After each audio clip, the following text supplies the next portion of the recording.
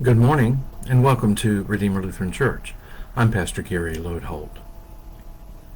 I'll just tell you up front that the ending of this story is a little bit unsettling.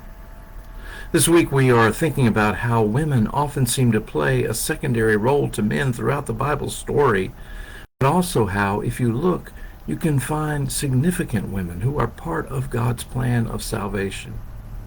And their stories are told too, even if we don't notice them very often.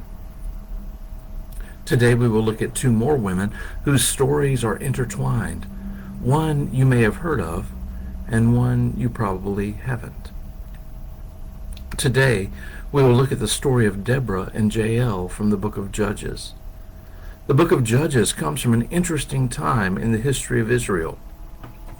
They weren't really organized as a nation yet. They were, in fact, what is called an amphictyony, a loose confederation of tribes. The United States was an amphictyony between the Revolutionary War and the establishment of the Constitution.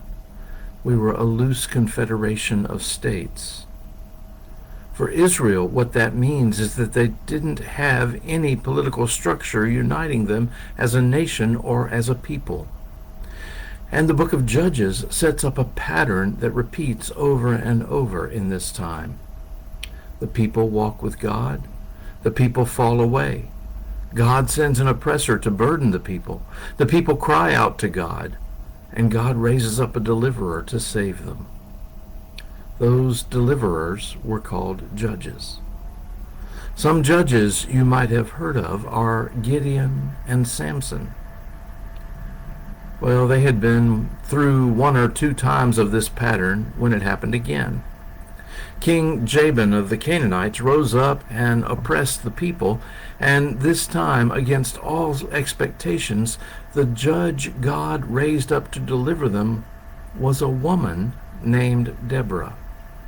She was a prophetess, and because she was a woman in a patriarchal society, it was clear that she couldn't lead directly. And so she found a man named Barak and told him that the Lord had instructed him to raise an army and position it like this and to do that.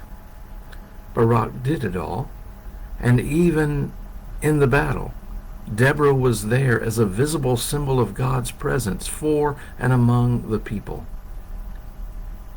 Well, by the end of the battle, Jabin's forces had been routed, and Israel's soldiers were giving pursuit to capture and kill Jabin's army. One of those who was fleeing was Sisera, who had been the general of Jabin's army. Sisera was fleeing and came to the tent of a man named Heber, who happened to be away at the time. So Heber's wife, a woman named Jael, met him and invited him in. First, let me say here that in the society of that time, this was a major violation of society's norms.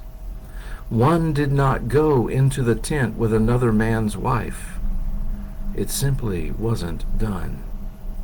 So it is clear from the very beginning that Sisera is grievously at fault.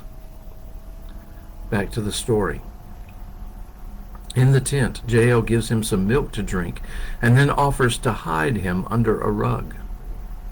Now, he was tired from fleeing, and the milk acted something like a sedative, and soon enough, Sisera was asleep under the rug.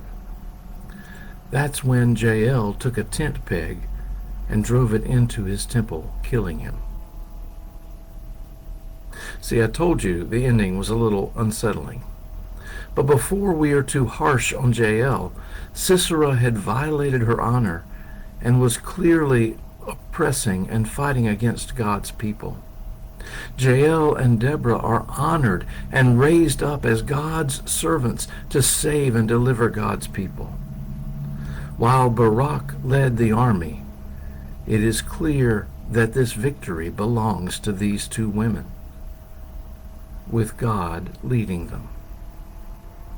And maybe the question for us today is this: what unexpected places and ways do we find God leading us now? Thanks for watching, And remember to let this day belong to God.